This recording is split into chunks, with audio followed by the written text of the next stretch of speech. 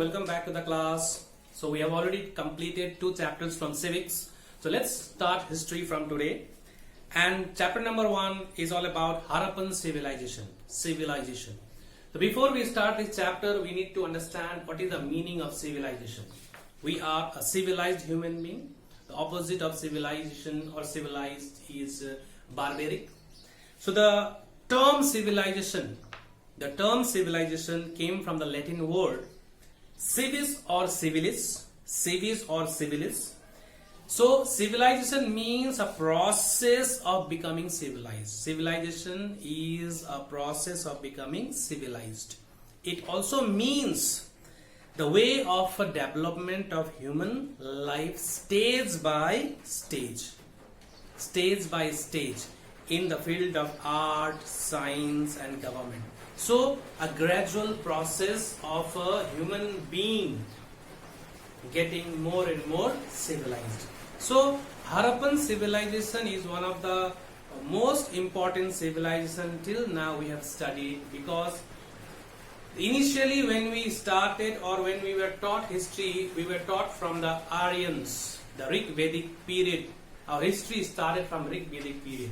But after the discovery of Harappan civilization in the year 1922-24, when this civilization was discovered in the year 1922-24 by R.D. Banerjee. You must know the name R.D. Banerjee, Dayaram Sahni and John Marshall. These three were the one who excavated the ruins of the Harappan civilization. Excavations, unearthed. They were the one to unearth this civilization, which was hidden, buried underground, which is very old, which is one of the oldest civilization which we can talk about. We'll discuss about the date and the extent of the civilization later on. So in 1922-24, R.D. Banerjee, Dayaram Sahni and John Marshall, they were the archaeologists who discovered the ruins of this civilization. So along with all this civilization, many small civilizations are there. Like one by one, if you talk about, first one is Mohenjo-daro. The first one is Mohenjo-daro. It was excavated on Larkana district of Sindh, now which is in Pakistan. Larkana district of Sindh, Mohenjo-daro. Another one is Harappa. These are the names, different civilizations. And the most recent civilization is the Harappan civilization, which is termed after the name Harappa. So Mohenjo-daro is situated in Larkana district of Sindh. Harappa is located in the Montgomery district of West Punjab. And Kalibangan,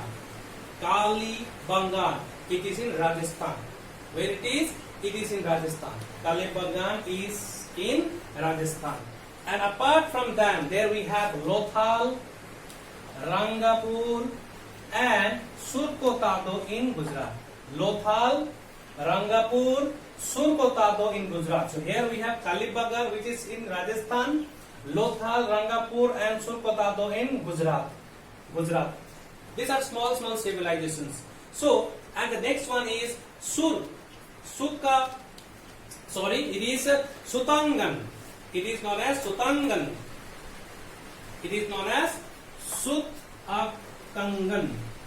Sutakangan. So this Sutakangan Dao in Makran coast, which is very close to Pakistan-Iran border. So these are some of the small civilizations which were excavated on the banks of river Indus. Long time back. Life was there, city was there, civilization was there. What type of civilization? A modern town civilization was there during those times. So once again, Mohenjo-daro, Harappa, Kalibangan, Sutanganador, and you can see here Lothal is there, Rangapur is there, Surkotada is there, that is in Gujarat. So So these are the areas where these are situated at present. Larkana district of Sindh, Harappa, Montgomery district of West Punjab, and now Kalimbangan in Rajasthan, so Sutagadhan Dor in Makran coast, which is very close to the Pakistan-Iran border. So altogether, this is all about. These are the civilizations. These are the civilizations altogether, which is known as Indus Valley civilization. All these civilizations, small civilization. It is not one civilization. It is termed as a Harappan civilization, but it is not only one civilization. Many say 1, 2, 3. All these are small civilizations. All were established on the banks of river Indus. That is why this is also known as Indus Valley civilization. This is also known as Indus Valley civilization. Even Indus Valley civilization is also known as Harappan civilization. So why it is called Harappan civilization? Because the ancient culture, let me tell you, the ancient culture which is been discovered are described by the archaeologists with their modern name. So the modern name of this civilization is Harappan civilization, which is the modern name of Harappa. Modern name is Harappa. That is why it is known as Harappan civilization. But why? There is a question. Why is Harappan civilization also known as Indus Valley civilization? So the answer is very simple. Because these civilizations, Harappan civilizations, were discovered on the banks of river Indus. Banks of river Indus. That is why it is known as Harappan civilization. So now, what is the extent? So it has been proved that this highly civilized people, the people living in these civilizations were very highly civilized. Why do we call so? Because when we go through the salient features, then we'll feel same on us, because they are very highly advanced. They were very much keen regarding their sanitation, their life, as well as the way of living was completely different. Even as compared to us, they are far more better than us. So the people of that civilization, people of that civilizations which lived in the Indus region, probably they live in which region? Which area? It is here. 3250 to 2750 BC. 3250 to 2750 BC. This was the time when this civilization existed and the people lived. So regarding the time and the extent of this civilization, we don't have much idea and knowledge, because for knowing the facts about any history, we need to have a proper sources. We have archaeological sources, but literary sources we don't have.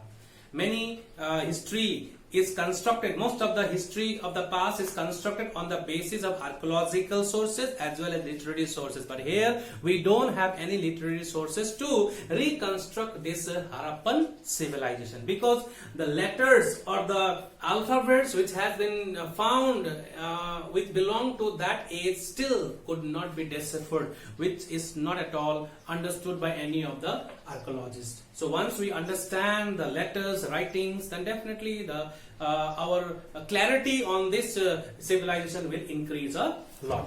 So this civilization, the highly civilized people lived during this period.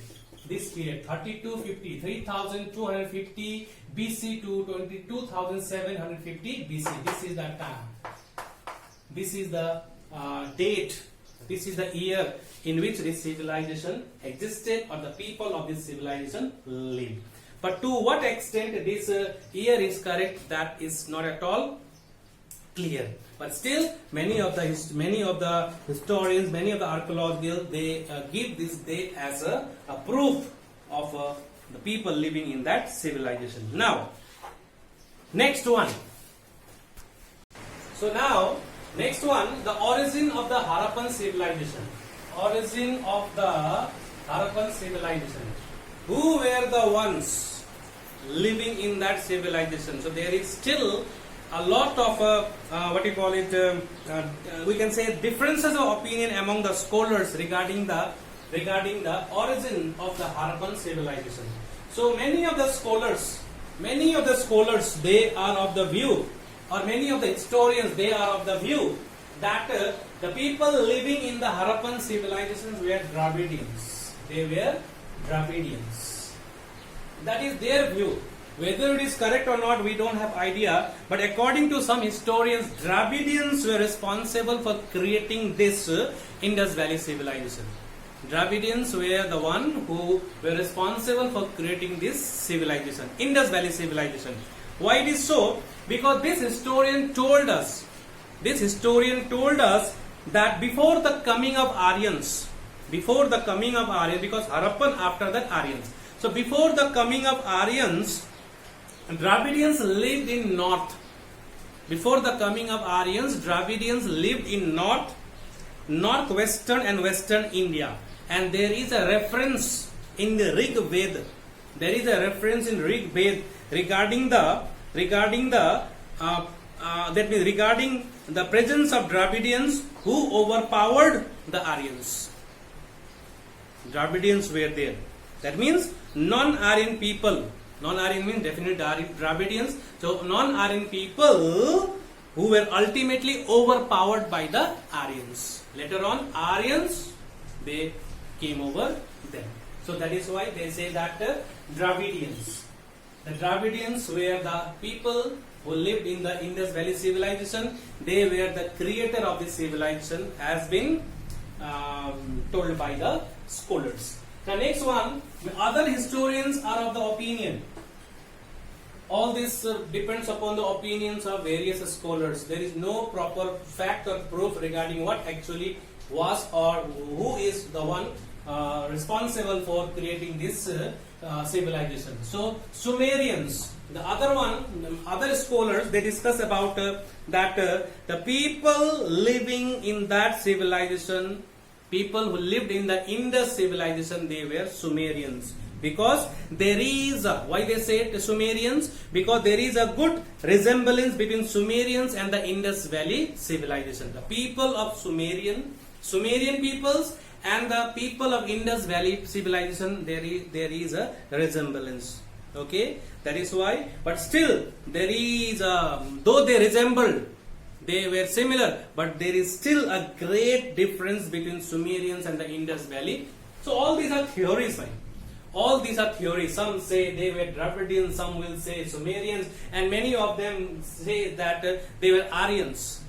That they were the Aryans only. They were the Aryans. So now let us talk about this one, Aryans. Because after Harappan civilization, we will discuss that Aryan civilization started. So let us try to understand whether they were Aryans or the Aryans were the one who came later on after the end of Harappan civilization. So it has been mentioned that many of the scholars suggested that Aryans did not migrate from other place. Aryans did not come from outside. Aryans did not at all come from, we discussed, no, Aryans came from Central Asia, settled in Sapta Sindhu region. So many of the scholars, they are of the opinion that Aryans did not come from outside. They were the creator of Indus Valley civilization. Aryans were the creator of Indus Valley civilization according to some scholars. The great archaeologist John Marshall made comparison between the Indus Valley and the Vedic culture. He made a comparison between the Vedic culture and the Indus Valley culture, and he came to the conclusion after making a comparison that Aryan civilization was a later growth in India. This view is generally accepted by the scholars. So mostly this view is accepted by the scholars that they were the Aryans. So these are the different theories or opinion of the scholars that who were the one who created this civilization. Some say they were Dravidians, some say they were Sumerians, and John Marshall was of the opinion that they were Aryans. Aryans did not come from outside; they were already there. So Harappan civilization gradually turned into a Aryan civilization, according to John Marshall. Now, next topic. The next one is the extent of the civilization. So I am given over here. I am reading it out, which we have already discussed. So please go through it. The most important site was Harappa. The ruins of the city covered a circuit of about 3 miles. Mohenjo-daro is the largest site of Harappan civilization. The next important site is Kalibangan. It is situated in Ganganagar district of Rajasthan. This area had the largest concentration of Harappan settlements. Some other Harappan sites like Bara, Siswal, Alimgirpur, Rangapur, Surkotada, Lothal, Banwali and Suktejandor have been discovered. Apart from these, sites have been found in Afghanistan, Punjab, Sindh, Balochistan, Northwest Frontier Province of Pakistan, Haryana, Rajasthan, Gujarat and Western Uttar Pradesh in India. So, this we have already discussed in the beginning of this chapter regarding the settlement and the civilization which was excavated by the archaeologist. So now let us discuss about the important features of the Harappan civilization one by one. The first one we'll discuss is urban planning. So I've been telling you from the beginning that this Harappan civilization was an urban civilization. The people lived in towns. So we can discuss now one by one. So it is mentioned that Indus civilizations developed around the city, not in the village. Mohenjo-daro was situated on the banks of river Indus, while Harappa developed on the banks of river Ravi. A major tributary of Indus. These two cities located at the distance of 400 miles from each other. These two cities, the differences of their location was 400 miles. Archaeologists believe that Harappa town had remarkable unity of conception. The ruins of the cities were so far unearthed. So remarkable town planning, the town planning. Now what is the meaning of town planning? That means well-planned town. The people living in an area is properly planned by an administrator. It is not that whichever place you get vacant, you make a building. The town is not properly planned. Road system is not proper. Okay, so in a municipality area, you need to take permission to make houses and all. Proper town planning is there. Cities are set up according to the maps and their diagrams. So it is mentioned that town planning properly. The main streets, the main high streets, the main streets in both the cities were in straight lines. The city lanes or the roads were in straight lines, straight, no zigzag, straight lines. The streets ran from north to south. A road ran from north to south easily. Okay, and intersecting on one another at right angle. So north to south intersecting at the right angle. Okay, the streets were broad, varying from 9 feet to 34 feet. 9 feet to 34 feet. The street 9 feet to 34 feet. They ran to a mile. The roads were paved. The roads were properly paved and suitable for wheeled traffic.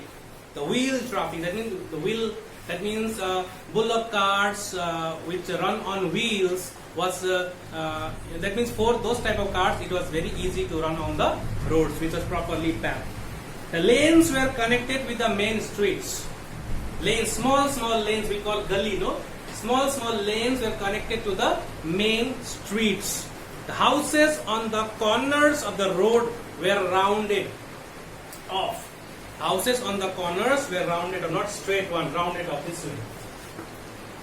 Rounded off. Okay?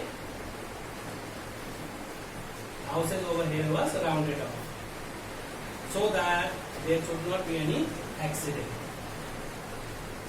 No accident. So the houses on the corners of the road were rounded off to avoid the accidents on the vehicles crossing the road.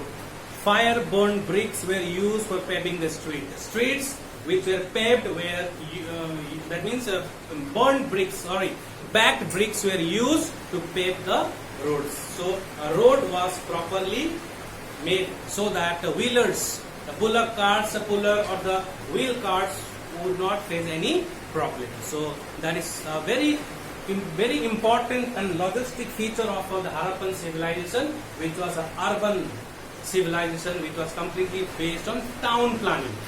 Town planning, properly planned towns. Roads were there, houses were there, and at the corner of the road it was rounded. It was properly rounded to avoid accidents and all. So as you know, in modern term, if you want to understand town planning, then you have to go in the city areas where before establishing or any population, town is properly planned so that people living in that city should not face any problem. Road condition, lanes connected to the main street, drainage system, everything.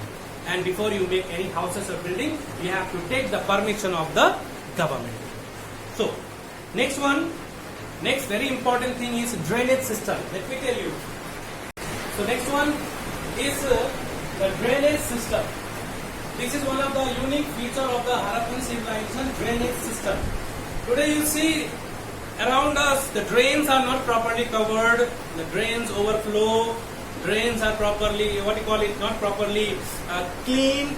So during rainy season, all the garbages and the plastic packets all flows out of the drains and all. That is the proper system of, that is the poor system of drainage in our area. But during those time, they were very much concerned regarding the health and sanitation. They are very much conscious regarding the health and sanitation. So drainage system. So now the drains were horizontal and vertical. The drains were horizontal and vertical, and there were drains. There were drains underground drains for the streets. For the main streets, underground drains were there, and all the drains were. Let me tell you, the drains were covered with stone slabs. Covered with stone. The drains were covered. It was not open. Drains were covered with stone slabs, and a soak pit was also there. And the soak pits were made of sun-burned bricks. A soak pit was made of sun-burned bricks. So, thus the wastewater of the city was flushed into the river Indus. That means not the dirty water flush. Soak pit was there. It cleaned the water. Dirt was kept over there, the soak pit, and it was flushed into the Indus River. So no other ancient civilization, let me tell you once again, no other ancient civilization such system of drainage was followed. In no other civilization this type of such a very good drainage system was followed. So definitely remarkable. So the most important feature of Harappan civilization is the drainage system. Why I repeat it again and again? Because you look at the place where you live, you'll understand the drains are open, garbages are filled in the drains, drains are made to flow water, but here people, they make it as a dustbin. They dump the garbages in the drains, and drains get blocked, and finally who suffers? The people living near to the drains, they suffer a lot. So that is why I tell again and again, the drainage system was very, very good in the Harappan civilization. Next. So the next important feature of the Harappan civilization, which is given over here, building and the houses. What type of houses they lived in? There were two types of towns. The towns had two parts. Let us say towns had two parts. The first one is citadel on a raised platform. The picture is given over here. You can go through it. Raised platform, citadel, where the rulers lived, where the ruling class lived. Raised platform. You can see the top, raised platform where the rulers live, and the lower town where the ruled and the poor lived. So that made a differences between the rich rulers and the poor people living in the lower town of the city. Now, dwelling houses. Dwelling houses means the people who, that means living house of the people. Dwelling houses. Dwelling houses which were found were of various sizes. Various sizes. The average citizens lived in blocks of the houses. There were single rooms which were probably meant for slaves. Single rooms were there which were probably made for the slaves. Large houses had many rooms.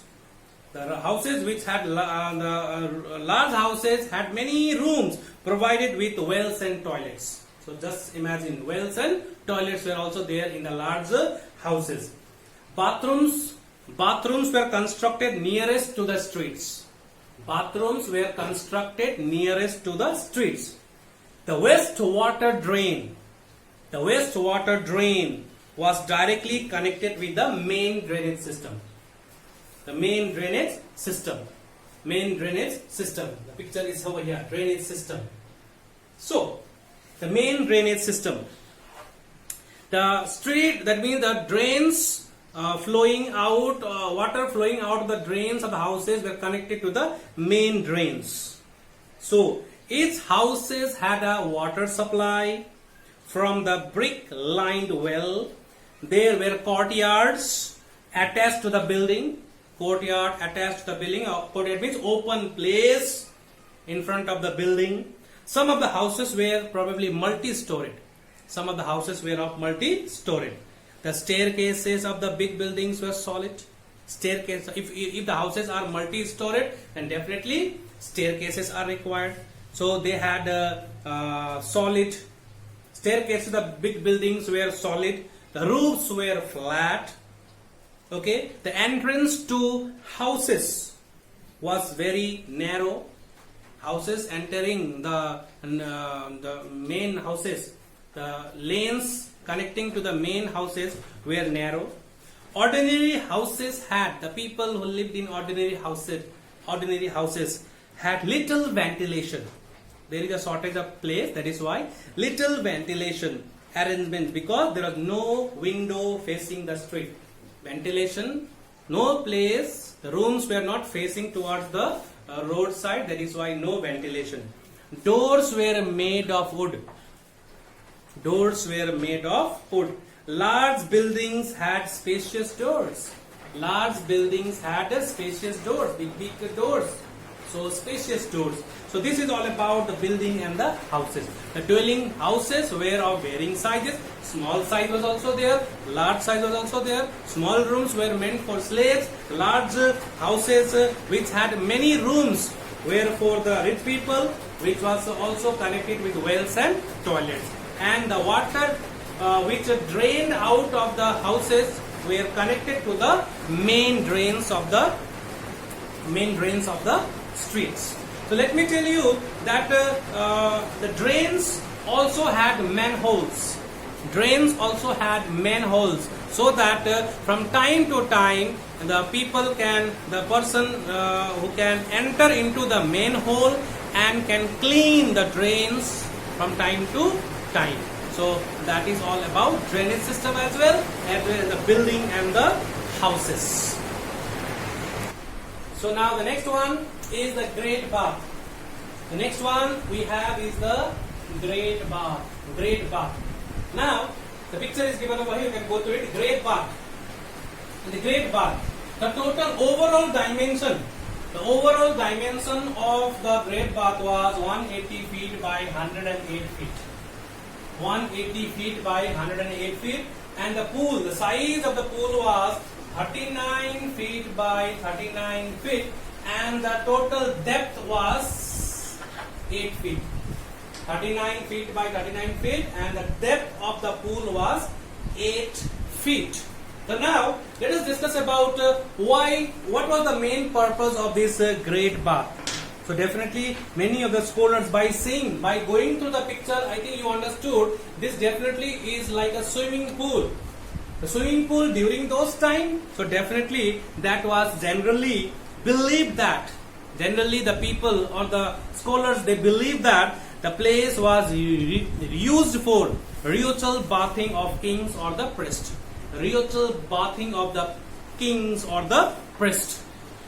So definitely that might be the reason for which this great bath was built. Staircases were there like a swimming pool. You can enter it, you can have a bath, and definitely it was not meant for the poor people. So it was generally believed, scholars believe that the place was used for ritual bathing of the kings or the priest. Among the other buildings, so that apart from the great bath, once again you can have a little picture, great bath. This is the picture. So apart from the great bath, there we found a big hall, which is also known as assembly hall. A big hall, long pillars were there. It was also regarded as a hall where people assembled for religious purposes or for any meetings which were conducted by the ruling class. So it was probably used for public meeting. So this bathing pool revealed the structural skill of the people. The bathing pool which you see in front of you, it revealed the artistic skill of the people of the Harappan civilization. The skill of the people is reflected through these structures built by them. So the next one, the Great Granary. The Great Granary obviously was meant, you can see the picture of the Great Granary. So the Great Granary definitely was meant for storing grains. So the grains were stored for future, so that in case there is a flood-like situation or drought, then those grains can be used or will be used by the people. So the total area or the dimension is mentioned over here, 169 feet by 135 feet. 169 feet by 135 feet. This was the size of the Great Granary. And the archaeologists have got sufficient proof why it was called as a Great Granary, because the archaeologists, they got sufficient proof that these platforms were used for threshing grains. This platform was used for threshing grains. So they have enough proof. So they have declared that excavated site as a Great Granary where grains were stored. So definitely it is logical that the Harappan civilization was excavated on the banks of River Indus. So River Indus definitely may change the course of its water, and flood-like situation definitely might have occurred in the past. That is why, to save themselves from this type of unforeseen situations, storage of grains were done in the Great Granaries. So now the next one, the citadel. Once again, citadel picture. So citadel were the raised platform, or we can say raised ground, elevated land, where granaries, workshop, assembly halls, and the ruling class lived over there. So definitely during those times there was a situation of flood also. There was a fear of flood. That is why the ruling class, they lived on the elevated land or the raised ground. Okay, and those raised ground was known as citadel, where granaries were situated, workshops were situated, and the assembly hall also was built over there. Assembly hall, the hall for holding assemblies and all. So this citadel, in the beginning also I told you, two parts: citadel at the raised platform and the lower part of the city where the poor people lived. Or we can say that apart from the ruling class, rest of the population of the Harappan civilization lived over there. So next one, the dockyards. So dockyards also have been excavated. Picture. So dockyard also has been excavated. So Lothal dockyard has been excavated in Lothal. Is located in the coastal flats of the Gulf of Cambay. And by going through dockyards, we can understand that the Harappan civilizations, they had trading relations with other civilizations also, mostly with Mesopotamia, and the waterway was the route through which they were involved in a trade with other countries. So they have a trading relations with contemporary West Asian societies. So docks where ships come and unload the big boxes and all. So that is about dockyards. So dockyard, which we discuss right now. So with the excavation of dockyards, it has been very much clear that the trade flourished during that time also. The contemporary Western societies were involved in that. Harappan had a trading relation with those Mesopotamian civilization even. So inter-regional trade also was there. Trade outside the Indian subcontinent also was there. So there are ample evidences to prove that Harappan people were engaged in trade and commerce. There are enough evidences. So in the inter means within the region, the trade, the most important article was food grains and raw materials which were supplied within the region. The villagers supplied the essential food grains to the town people. So definitely the villagers only, they grow food grains and all, they supply to the town people. The merchants used to import precious stones, metals and other articles from southern and eastern India. They used to import. Then Harappan people also had extensive trade with other parts of the country like Sumer, Egypt, Crete, Sumerians. We discussed the Sumerian civilizations, Egypt and Crete.